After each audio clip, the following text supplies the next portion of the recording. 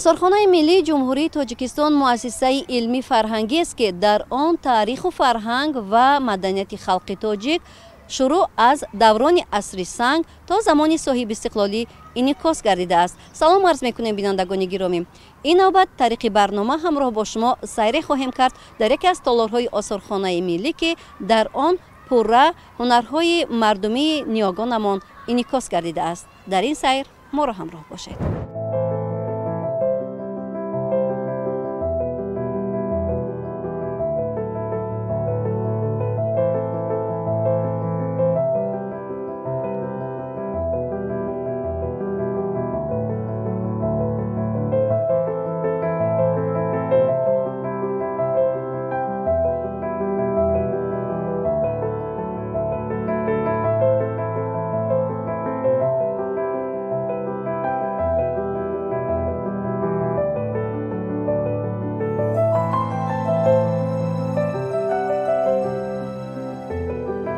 بینندگان گرامی، این تالار هنرهای مردمی نامگذاری شده است. در این تالار ما می توانیم با نمونه گوناگون هنرهای مردمی که نیاگانمان در گذشته توسط کاری دستی آنها را انجام میدادند شناس بگردیم.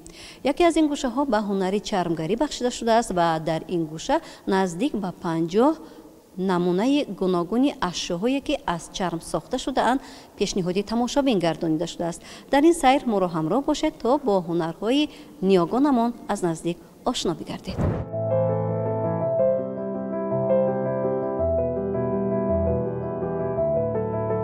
چرمگری یکی از هنرهای قدیمی تاجیک بوده. پیدایش آن به زمانهای قبل از میلاد راست می آید. طبق نظری مورخان، استفاده چرم که از پوست حیوانات تیار کرده می شود هنوز از زمانهای عصر سنگ شروع گردیده است.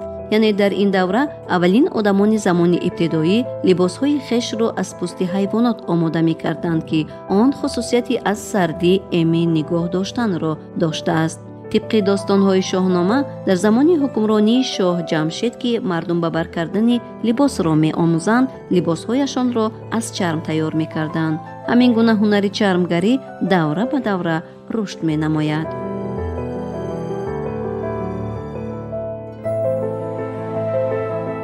در دوره عصرهای میانه هنر چرمگری به اوج ترقیات خود رسیده بود و آن در روزگار مردم به طور وسیع استفاده میشد. این را میتوان در سرچشمه‌ها یا خود سالنامه‌هایی که از جانب سیاحان چینی نوشته شدند مشاهده نماییم. مثلا یکی از سیاحان چینی که در عصرهای 6 و 7 میلادی به آسیای میانه سفر کرده بود مینویسد که در بدخشان یعنی که مردم ثروتمند یا خود مردم طبقه بالایی لباسهای به بر میکنند که آنها لباسهای پشمی هستند و نهایت دراز باشند. یعنی این گواهی از آن میکند که در عصرهای 6 و 7 در منطقه بدخشان چرم یا خود لباسهایی که از چرم آماده میشدند یک نوع ارزش مخصوص را دارا بودند. یکی از گوشه های جدید این تالار بخشیده شده است به هنر چرمگری. هنر چرمگری یا اینکه هنر دباغی از قدیم الایام یکی از نوعهای هنرهای ترقی کرده به حساب می رفت که باید گفت که در ابتدای قرنهای پیشینه در عصرهای سنگ آدمان از پوست حیوانات به خود یعنی که لباس آماده می نمودند و با مرور زمان این نمود هنر رشد و نمو نموده. امروزها خصوصا در ابتدای عصر 20 در شهرهای قدیمه تاجیکان از قبیل سمرقند و بخارا، پنجکент و خوجند و بلجوان و کلاب نمونه های گوناگون چرمگری را یعنی که نوعهای گوناگون چرم را استفاده می‌کردند و از آنها به خود به روزگار خود هنرمندان خوش سلیقه نیاگان تاجیک نمونه های گوناگون اشیاء را یعنی که آماده می‌نمودند.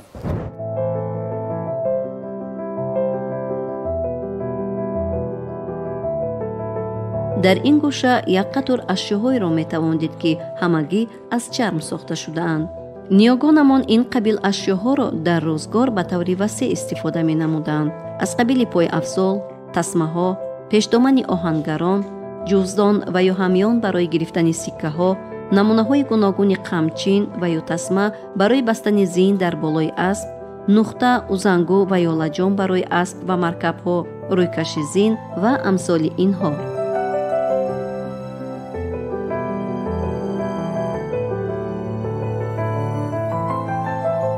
با هنر چرمگری خصوصا از چرم میتوان آلات‌ها یا اینکه ашёҳои гуногун аз қабили тасмаву обгиру машкобу зину қамчину пояфзол омода намуд ки хусусан намунаҳои гуногуни ин лавозимот имрӯз дар экспозитсияи осорхонаи миллӣ қарор доранд. яке аз ашёҳои ҷолиби диққат ки тавассути ҳунари чармгарӣ истеҳсол шудааст ва дар гӯшаи намоишии осорхонаи миллӣ ба маърази бинандагон гузошта шудааст, ин тасмае мебошад ки махсус аст барои шикор кардан.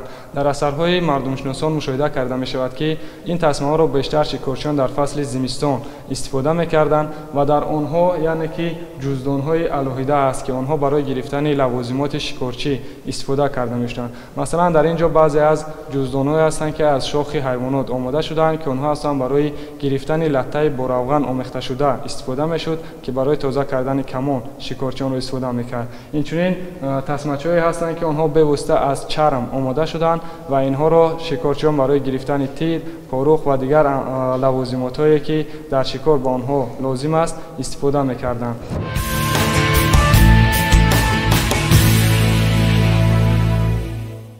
аҷдодонамон ҳунари чармгариро бевосита дар омода кардани пойафзолҳо низ ба кор мебурданд ва барои ороиш додани пойафзолҳо ҳар гуна нақшу нигор менамуданд. масалан барои пойафзолҳои занона ана ин гуна гулдузиҳо мекарданд ва ё аз рангҳо рангмолӣ намуда тавассути чармҳои рангшуда онҳоро ҳар гуна нақшу нигор мекарданд. аслан рангҳоро аз решаҳои дарахтон тайёр мекарданд ки ин гуна рангҳо барои чандсадсолаҳо аҳамият ва сифати худро ҳеҷ гоҳ гум намекардааст. тибқи маъхазҳои мардумшиносӣ ин гуна пойафзолҳоро дар ҷашну маросимҳо ба бар мекардаанд.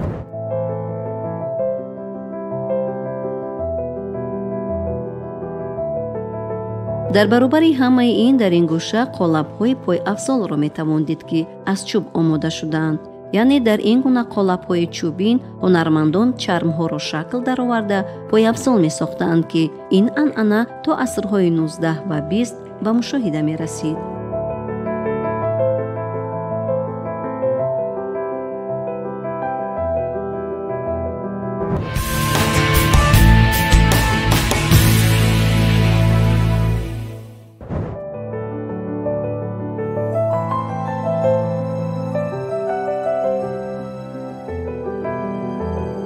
тамошобинони гиромӣ, ҳар нафаре ки сайре аз ин толор менамояд ҳатман ки бо дидани маҳз ана ҳамин зини асп ки дар марказҷои ин толор ба намоиш гузошта шудааст ба ҳунармандиву зебоипарастии ниҳогонамон садҳо аҳсанофаринҳо метавонад бихонад, чунки танҳо дар ана ҳамин як зин чанд ҳунар инъикос гардидааст, аз ҷумла ҳунари чӯбкорӣ, ҳунари оҳангарӣ, ҳунари чармгарӣ, ҳунари шишагарӣ, ҳунари нақшдӯзӣ, ҳунари қолинбофӣ, зардӯзӣ, инчунин ҳунари заргарӣ низ ки ин аз ҳар як ҳунарманд сабуриву чашми зебобин доштан ва маҳорати волои ҳунарманд доштанро талаб мекунад ки дидани ин гуна нигораҳо ҳатман ки барои насли имрӯз метавонад намунаи ибрат бошад.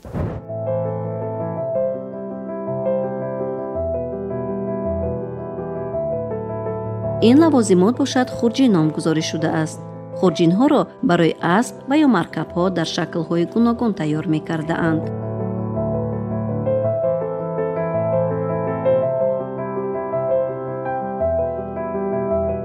дар ин гӯша мо хурҷини чармиеро мебинем ки дохили он аз чӯб сохта шудааст ва он шакли чоркунҷа дорад, яъне ки чунин ҷуздонҳо махсус буданд барои сафар кардан ки қисмати марказҷои он сурох дорад ва ин қисматро дар қоши зин мегузоштанд ва ин имкон медод ки ғайр аз чунин хурҷинҳо боз дигар хурҷин низ дар маркаби худ дар асп бор карда шавад ва ҳангоми сафар лавозимот ба ҷойҳои лозима интиқол дода шаванд. ин намуди ҳунар то имрӯз ба дараҷаи рушди максималии худ расидааст ва хусусан бо солҳои рушди деҳот ва ҳунарҳои мардумӣ эълон гаштан дар қаламраи ҷумҳурии Тоҷикистон намунаҳои гуногуни корхонаҳое фаъолият мекарданд ки дукону корхонаҳое мебошанд ки дар он ҷо ин намуди ҳунар ҳамчун мерос аз падар ба фарзанд ва бо таврҳои гуногун истифода карда мешавад ва рӯи кор оварда мешавад.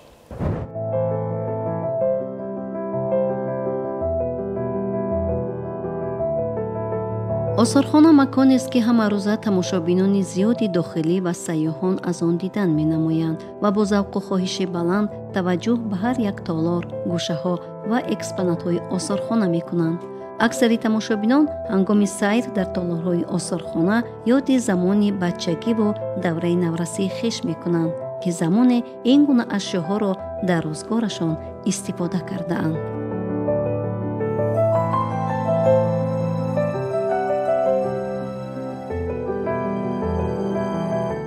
аз ноҳияи ҷалолиддин балхӣ ба тамошои осорхона хати бо наберам омадаем ки ҳамин чизое ки даври қадиман ҳамёра фаҳмонем мира падару модарои мо ҳамёра рост кардам кор мефармидан даври пеш ҳозир як мо тамошошо менем ба овардем ки ҳамёра тамошо кунем ҳамин хоҳиш кард чӣ кард ки биё бирем як бор тамошо кунем мо омадем ки тамошо кунем тамошо кардем гаштем бисёр сол.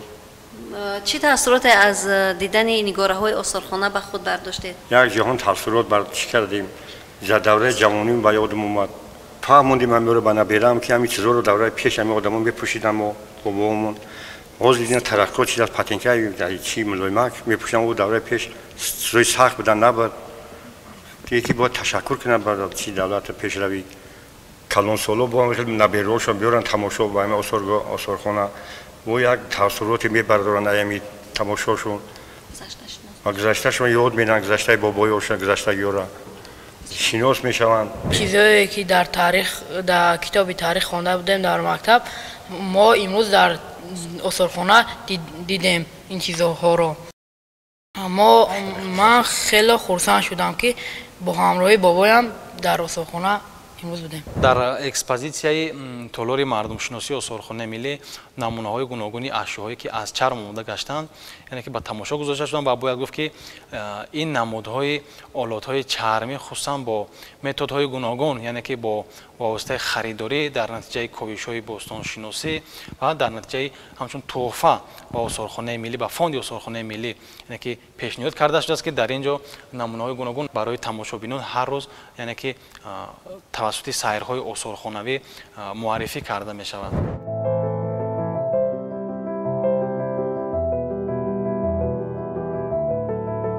ашёҳои ҷолиби дигаре ки дар ин гӯша метавон дид ин машкобҳо мебошанд ки бевосита аз чарм тайёр шудаанд ва дар гузашта барои гирифтани об истифода мегардид.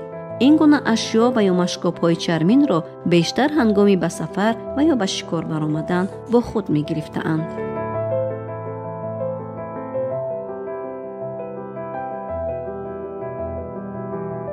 ҳангоме ки муҳаққиқон ва этнографон таҳқиқот мегузаронанд муайян менамоянд ки ҳунари чармгарӣ аз чанд марҳила вобастагӣ дорад, яъне ҳунармандон барои ба даст овардани чарми сифатан хубу аъло ин марҳилаҳоро анҷом медодаанд то ин ки чарми хуб ба даст биёранд, яъне ҷудо кардани пӯст, онро хушкондан, дубора тар кардану аз пашм ҷудо кардан ва чандин марҳилаҳои дигар ки баъд аз анҷом додани он ашёҳои ҷолибу муҳим барои рӯзгорро омода мекардаанд. воқеан ҳам дидан намудан аз ҳар толори осорхона барои насли наврасу ҷавон аз манфиатхолӣ нахоҳад буд. инҷо мерасем ба фарҷоми барномаи нигористон. хайр, то барномаҳои дигар шоду пирӯз бошед.